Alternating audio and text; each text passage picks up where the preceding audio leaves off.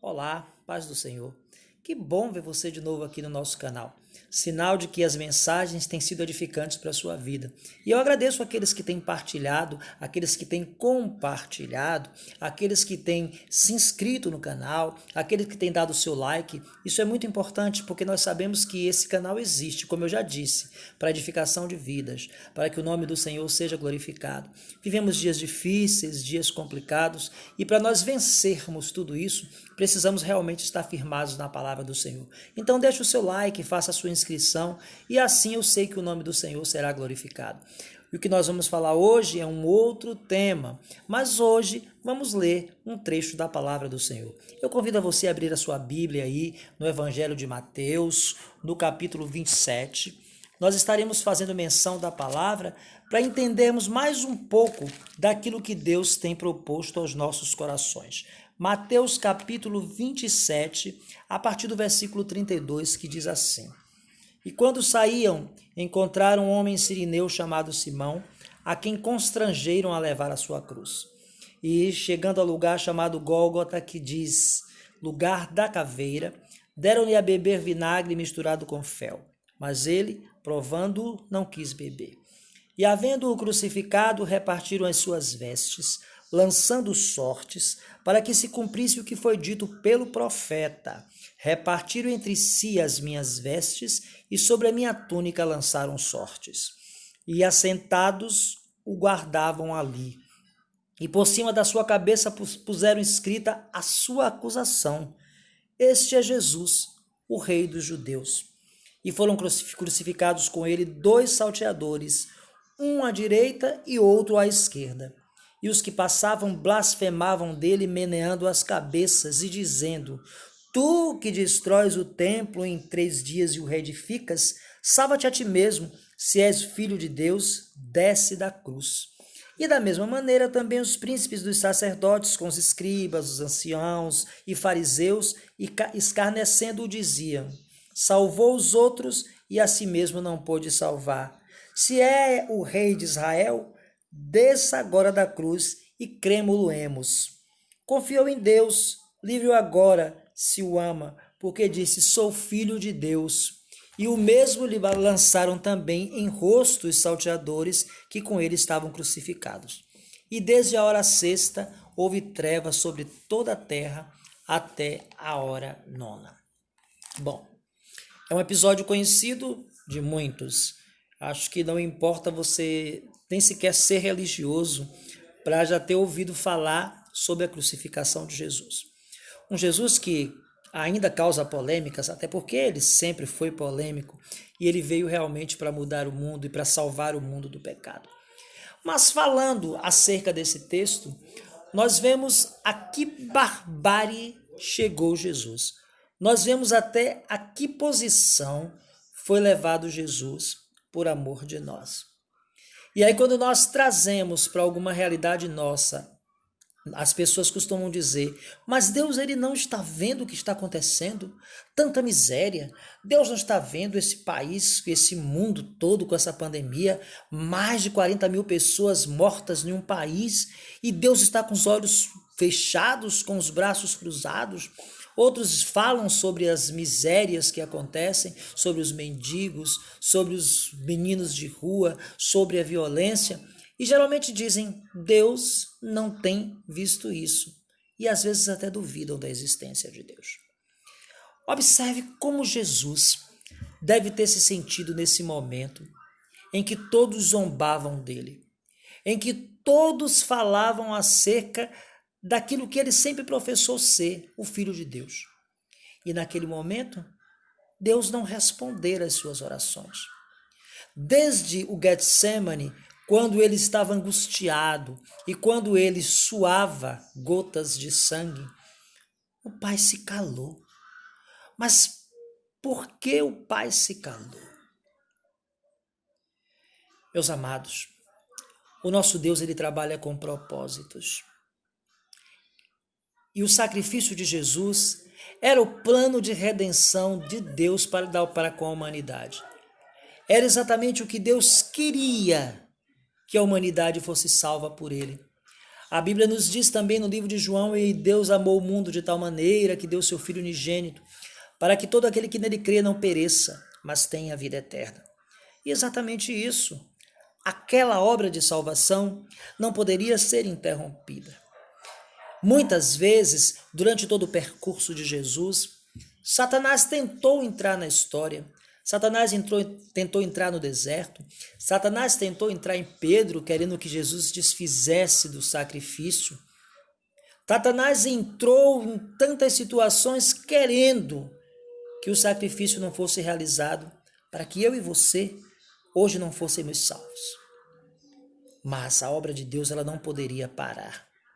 Então, naquele momento, onde todos escarneciam, os olhos do Senhor, Deus Todo-Poderoso, do Pai, estavam ali vendo todas as coisas.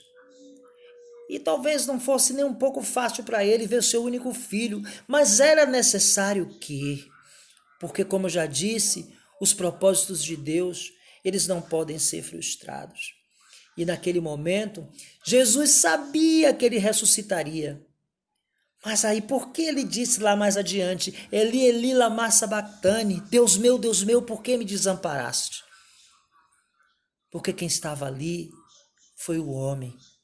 Foi o Jesus, que filho de Deus, feito homem, e tinha sentimentos de homem. Ora, mas para que ele tinha que ter sentimentos de homem? Para que ele hoje compreendesse os meus sentimentos e os seus sentimentos.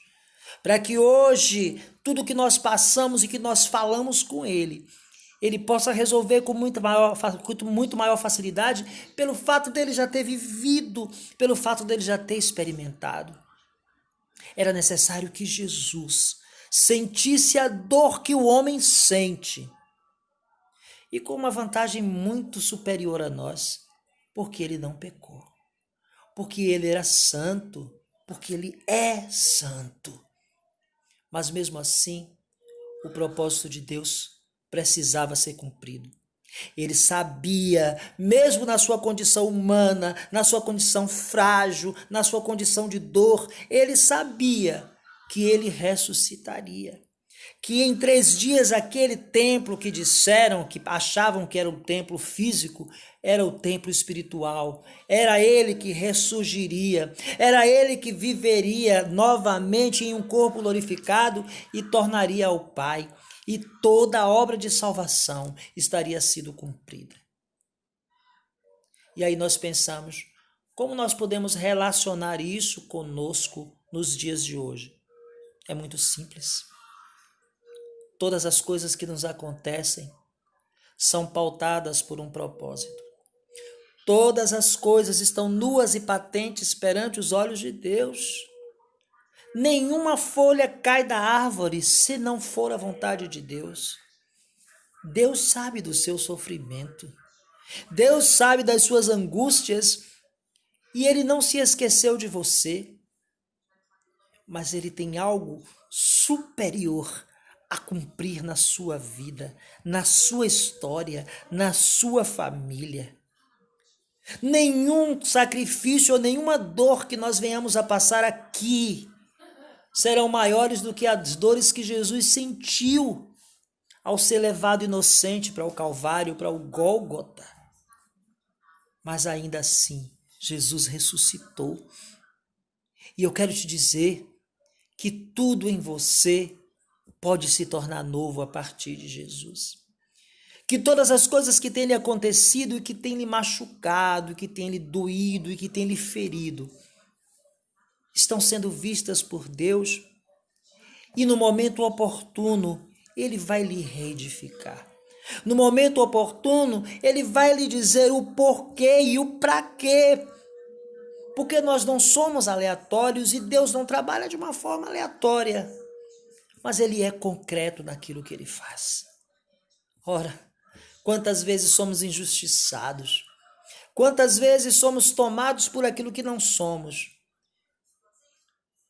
E aí você vai perguntar, e o que é que isso tem a ver com toda a miséria do mundo? Olha, o apóstolo Paulo, ele vem e nos diz, olha, não se conformem com este mundo, mas transformem pela renovação da sua mente. E nós temos que entender que não se conformar não é apenas se conformar com as injustiças e as obras da carne que existem. Apenas dizer não gosto, não quero, não aceito, não admito. Não é por aí. Mas transformar é fazer a sua parte. Transformar é fazer diferente. É poder chegar em um lugar e a presença de Deus ser notória através de você, através da sua rejeição. E não só rejeitar torcendo a boca ou dizendo que você é melhor e que você não faz. É fazer a diferença. Jesus, ele se sentou com lá publicanos. Jesus conversou com prostitutas. Jesus se relacionou com todas as pessoas e mostrou quem ele era, a essência de Deus na terra. E quando ele partiu, quando ele foi ressuscitado, e quando ele foi glorificado, e quando ele voltou ao Pai, ele já tinha prometido deixar conosco o seu Espírito Consolador, o seu Espírito Direcionador. E esse Espírito que está em nós é o mesmo que fará obras maiores ainda, porque nós ainda estamos aqui. E fazer a obra é fazer a diferença. Fazer a obra não significa apenas pôr a Bíblia debaixo do braço e ir para os cultos, para as células ou para as reuniões, para os pequenos grupos. Fazer a diferença é fazer tudo aquilo que Jesus faria em cada situação que nós vivemos. Comece a se autoanalisar como eu tenho feito. Será que Jesus faria isso? E no momento que nós descobrimos que Jesus faria ou Jesus não faria, nós estamos fazendo a diferença. Portanto, não se esqueça, Deus entregou nas nossas mãos a oportunidade de levar a sua palavra. Deus entregou nas nossas mãos a oportunidade de edificar vidas, de alcançar vidas e de mostrar o caminho que é Jesus. Portanto, não fique atormentado, não fique ansioso, não fique desesperado por conta das dificuldades. Entregue nas mãos do Senhor. Confie no Senhor, porque eis que as mãos do Senhor não estão encolhidas, nem os seus ouvidos tapados para que não nos possa ouvir. E no momento certo, o Deus de propósitos fará a obra na sua e na minha vida. E no mais, estamos sendo moldados e preparados para viver com o Senhor. Portanto, não se esqueça, não se importe com os escárnios, não se importe com as injustiças, seja agente transformador, porque o nosso Deus é fiel e Ele vai te honrar. Que Deus continue a te abençoar e que nós possamos entender que nada está fora do propósito de Deus. E você é o maior propósito de Deus para levar a sua palavra a toda a humanidade. Que as bênçãos continuem sobre ti, sobre a tua casa, sobre a tua história, em nome de Jesus. E até a próxima.